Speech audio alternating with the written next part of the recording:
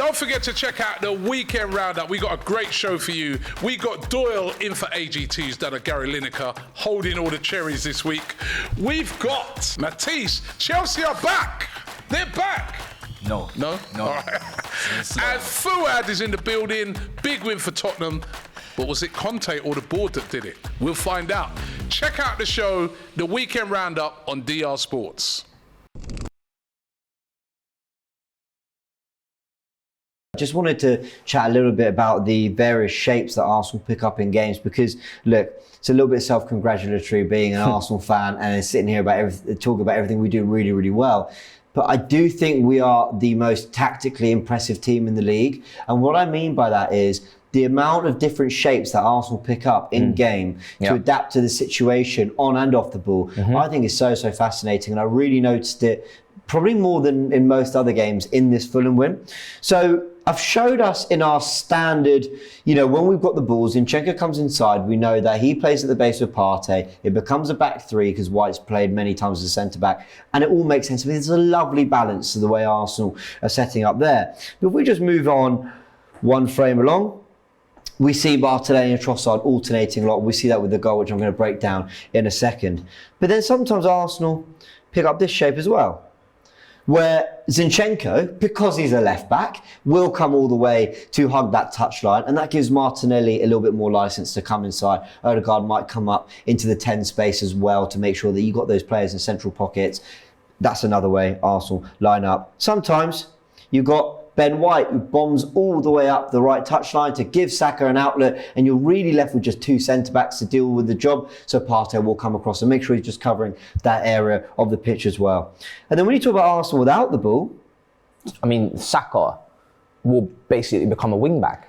It becomes a 6. I saw Trossard, I think Trossard and Martinelli flipped at one point. Trossard was down in the left-back position. It was basically a 6-man wall blocking the goal. It was ridiculous. Matisse hasn't seen this whatever I've put together. No. That was completely and utterly unrehearsed. And you're spot on. You did get these lines of 6 where Arsenal were really compact. Martinelli would drop wide. Trossard was there in the wing-back position. And then when it came across to the other side, they would do the same with Saka slotting in. It is so impressive because as well as doing all this, Arsenal have registered the most pressures in the attacking third since Gabriel Jesus has been injured out of any team in the Premier League, which means they're doing their job high up the pitch on the press as well. It is really impressive how Arsenal develop so many different tactical shapes and systems in one game. Yeah.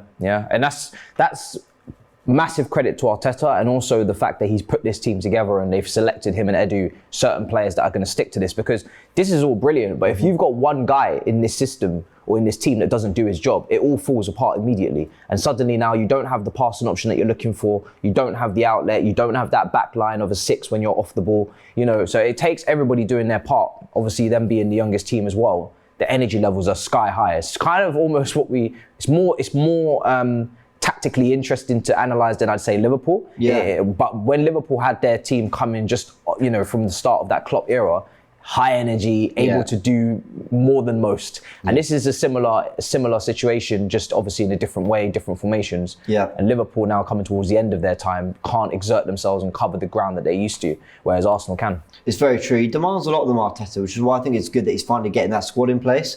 So that it might be Tomiyasu one day, it might be Reece Nelson, Vieira, Smith Rowe, Jesus came on, whoever. And these are really good options for Arsenal.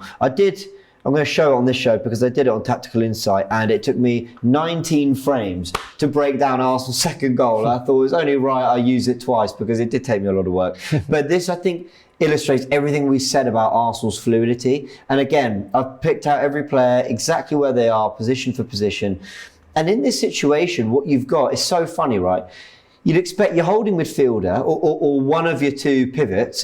I know we play more of a 4-3-3, but Xhaka does tuck in next to Partey. So maybe you'd expect him to be there. And you'd expect Zinchenko, your left back, to be there waiting for the out ball or something. But no, Zinchenko comes in field and Arsenal adapts and Xhaka reacts.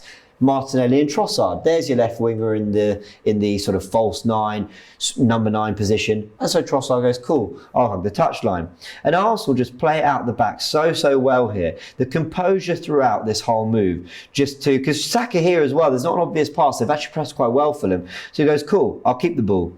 He has to make his way round. He gives it all the way back to Saliba, lets it roll across his body. Well, actually, I think it was a bad first touch, but we won't mention it. And then where's Xhaka? He's that brilliant. You Look at the space. Brought in the whole 4. Yeah. Let's kill him. Yeah. That's exactly what he does. What did you make of this goal? It was brilliant. I mean, it's literally an overload on that right-hand side. You know, all the distraction, all of the attention, and then all of this space. And this was continuous throughout the game. The left-hand side was just so much room. Every time that Arsenal finished up their build-up play, they would come over to this left-hand side, and it just felt like they had the whole world was their oyster. Literally, it just, whether it was Martinelli on that side picking up the ball, whether it was Xhaka, whether it was Trossard, it's just so much space. I couldn't believe how much space there was, and I think Fulham definitely suffered without their destroyer in midfield because they didn't have the balance. They tried to go punch for punch, which we've seen Bournemouth do, we've seen Aston Villa do, we've seen Sporting Lisbon do. Arsenal have conceded a lot of goals. Yeah. But Fulham, they just, in the final third, they didn't have that final ball really in this game, and they definitely took their punishment on the counter because Arsenal have been scoring a lot of goals. So we mentioned the goals conceded, but you're scoring a lot of goals as well. So if you don't hit them in those set pieces, you're gonna be punished. Well, I think since that defeat to Man City, it's been 4 against Villa, 1 against Leicester, 4 against Everton, 3 against Bournemouth, and then 3 against Fulham. I mean, I know they talk about clean sheets wins your titles, and I hear that. But at the moment, we're just thinking game by game, and if you're scoring goals, you've always got a chance. So fair play to Arsenal. Conte is a fraud, blood. I was like, Mum, why, blood? Why do you support Tottenham? We top the group, we top the group, we top the group. Best of enemies. Check it out on the DR Sports YouTube channel right now.